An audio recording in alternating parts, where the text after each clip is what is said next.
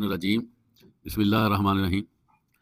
عزیز طلبہ، ہم نے مختلف مضامین پہ بات کی ہے۔ آپ صلی اللہ علیہ وسلم کی سیرت کے حوالے سے آج ہم بات کریں گے آپ صلی اللہ علیہ وسلم کی بچوں پر رحمت۔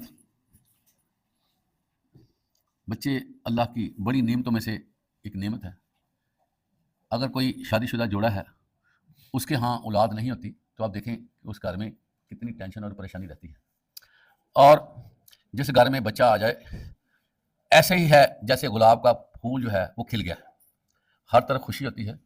اور جو بچہ بڑا ہوتا ہے اس کی حرکات سکنات، اس کا چلنا، اس کا توتلی زبان میں بات کرنا، اشارے کرنا، ضد کرنا کتنا دل کو بھاتا ہے، کتنا پیارا لگتا ہے۔ اور اللہ تعالیٰ نے انسان کے دل میں انسان کے ساتھ محبت ودیت کی ہے، یہ بائی نیچر ہے۔ انسان کا مادہ انس سے ہے، جس کا مطلب پیار کرنے والا۔ اور یہ حیران کن بات ہے کہ انسان کا مادہ تو انس سے ہے، تو پھر جھگڑتا کیوں ہے؟ پتہ کیوں جھگڑتا ہے؟ وہ جھگڑتا اس وجہ سے ہے کہ وہ شیطان کے ہتھے چڑھ جاتا ہے۔ شیطان جو ہے وہ بڑی بڑی سٹ مارتا ہے، بڑا بڑا نقصان دیتا ہے۔ ہم اندازہ نہیں کر سکتے کتنا شیطان ہمیں تکلیف دیتا ہے۔ ہم اپنے آپ کو ایسے ہی سمجھتے ہیں کہ یہ میں نے کیا ہے، پیچھے اس کے پورا گرپ ہوتی ہے شیطان کی۔ جب ہم نماز کے لیے نہیں اٹھتے، اذان ہو رہی ہم سنتے ہیں، اس وقت شیطان زور لگا رہا ہوتا ہے اور آپ کو کسی اور کام میں لے جاتا ہے، آپ کی سوچ ادھر لے جاتا ہے۔ اسی طرح جب صبح کے وقت ہم نہیں اٹھتے، اس وقت بھی شیطان نے پورا عمل کیا ہوتا ہے، اور شیطان بندے کو نا تھپکی دیتا ہے، تھپتھپاتا ہے۔ اور کیا کرتا ہے، جب وقت گزر جاتا ہے فجر کا، تو پھر وہ انسان کے ناک میں پیشاب کر کے چلا جاتا ہے۔ پہلے وہ پیار کرتا ہے، اور جب اس کا مقصد حل ہو جاتا ہے تو پھر وہ اتنی غلیظ حرکت کرتا ہے کہ پیشاب کر دیتا ہے۔ اس لیے ہمیں کوشش یہ کرنی چاہیے کہ جو ہمارا دین ہمیں کہتا ہے اس پہ ہم چلیں، جو ہمیں تعلیمات میسر ہیں اس کو فالو کریں۔ جب یہ مکالمہ ہوا تھا اللہ کے ساتھ شیطان کا، اللہ نے کہا کہ اس کو سجدہ کرو آدم کو۔ شیطان نے انکار کر دیا، اس نے کہا کہ یہ مٹی سے بنا ہے اور میں آگ سے، میں اس سے سپر ہوں، میں کیسے ایک مٹی کے بت کو سجدہ کروں۔ چنانچہ اللہ تعالیٰ اس پہ غضبناک ہوئے اور کہا کہ تم دفع ہو جاؤ، تم نے میری بات نہیں مانی، میری حکم عدولی کی ہے، اور تم پہ تان ہوگی، تم پہ لعنت ہوگی۔ اور عزیز طلبہ، شیطان نے پھر کیا کیا؟ فوراً نہیں کیا، اس نے مہلت لی کہ یا اللہ مجھے مہلت دے دے، میں تیرے بندے جو تو نے بنائے نا، ان کے آگے سے آؤں گا، پیچھے سے آؤں گا، دائیں سے آؤں گا، بائیں سے آؤں گا، میں نے اس پہ چھوڑنا نہیں ہے، مجھے مہلت دے۔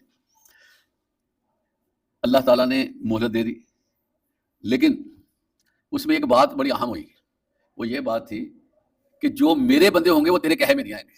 شیطان کو یہ کہا گیا کہ میرے بندے جو مجھے اوبے کرتے ہوں گے تمہاری بات سنیں گے نہیں، وہ جب بھی تو دماغ میں ان کے دل میں کوئی وسوسہ ڈالیں گا تو پھر وہ اعوذ باللہ پڑھ لیں گے۔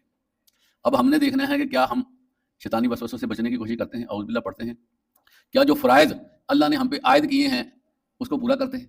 اگر ہم ان فرائض کو پورا نہیں کرتے، یہ بات ذہن میں رکھیں، تو اس کا مطلب یہ ہے کہ شیطان کا جادو ہم پہ چل چکا ہے۔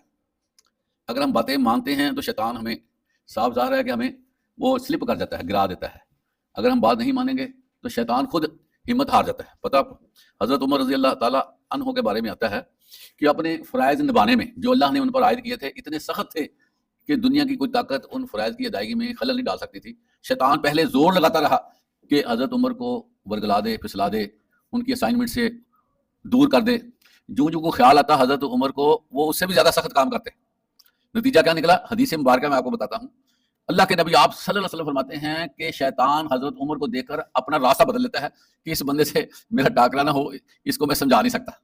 تو دیکھیں اللہ تعالیٰ نے کتنی عزت دی حضرت عمر کو کہ شیطان جیسا کھلا دشمن اور بڑا مصمم دشمن، بڑا طاقتور جو لگا رہتا ہے پیچھے، وہ حضرت عمر کو دیکھ کر راستہ چھوڑ دیتا۔ تو ہم نے دیکھنا ہے کہ کیا ہماری صورتحال بھی کچھ اس طرح کی ہے یا ہم بہت پیچھے ہیں۔ حضرت یوسف علیہ السلام، آپ کو پتا ہے ان کے ساتھ بھائیوں نے کیا سلوک کیا؟ ان کو کنویں میں گرا کر کہا کہ ان کو بھیڑیا کھا گیا ہے، اور پھر اس کا جھوٹ موٹ ڈرامہ کیا، کپڑے پھاڑ لیے۔ حضرت یعقوب علیہ السلام بڑے نبی گزرے ہیں، وہ حضرت یوسف علیہ السلام کے باپ تھے، انہوں نے کہا کہ وہ بھی بھیڑیا بڑا عجیب تھا جو کپڑوں کو چھوڑ گیا اور ان کو کھا گیا۔ تو بہر آپ سے بات کرنے کا مقصد یہ ہے کہ بھائیوں نے کتنا بھرپور طریقے سے اپنے بھائی کو تنگ کیا، لیکن اللہ تعالیٰ نے حفاظت کی، اور ایک وقت آیا کہ آپ مصر کے بڑے عہدے پہ فائز ہو گئے۔ اور جب سلسلہ چلا، گندم کا فقدان آیا علاقوں میں، قحط سالی ہوئی تو وہی بھائی اپنے بھائی حضرت یوسف علیہ السلام سے گندم لینے کے لیے آئے. یہاں پر یہ مسئلہ نکلتا ہے کہ اللہ تعالیٰ کسی کو نہ گرائے، کوئی بندہ مائی کا لال اس کو گرا نہیں سکتا. وہ بھائی جنہوں نے کنویں پھینک دیا تھا وہ اب محتاجگی میں آ کر وہ جو ہے نا گندم لینے کے لیے گئے. آخر میں جو بات ہوئی وہ میں آپ کو بتانا چاہتا تھا کہ حضرت یوسف علیہ السلام کے پاس جب بھائی آ گئے، والدین آ گئے، وہ بیٹھے ان کے محل میں، تو حضرت یوسف علیہ السلام نے بتایا کہ میں آپ کا بھائی ہوں، اور ساتھ یہ بھی کہا کہ جو کچھ ہوا ہے یہ شیطان نے کروایا. اپنے بھائیوں کو ملال نہیں کیا کہ تم نے کیا حرکت کی، آج ہم بیری بن جاتے ہیں، آج ہم مخالف ہو جاتے ہیں، اس نے مجھے بات کی، اس نے مجھے ایسے کہہ دیا، میں نے ساری زندگی اس کو بلانا نہیں ہے، میں نے اس کے ساتھ یہ نہیں کرنا، میرا مرن جین ختم ہو گیا، میں ایسے ہو گیا. حضرت یوسف علیہ السلام کو جو بھائیوں نے تکلیفیں دی وہ آپ کے اندازے میں نہیں ہے، لیکن حضرت یوسف علیہ السلام نے یہ کہا کہ شیطان نے یہ کام کیا. وہ اس طرح کے حضرت یوسف علیہ السلام نے اس کو اگنور کر دیا اور پھر جو ہے وہ دوبارہ سے بھائی بن گئے. مسئلہ عزیز طلبہ یہ ہے کہ جب ہم اللہ کی باتیں مانیں گے، کریں گے، تو صاف ظاہر ہے کہ پھر شیطان سے ہمیں حفاظت ہوگی. اللہ تعالیٰ ہمیں شیطان سے بچنے کی توفیق عطا فرمائے، اور جب بھی شیطانی وسوسہ آئے ہمیں اعوذ باللہ پڑھنی چاہیے. اللہ تعالیٰ ہمیں شیطانی راہوں سے بچائے. واخر دعوانا الحمدللہ.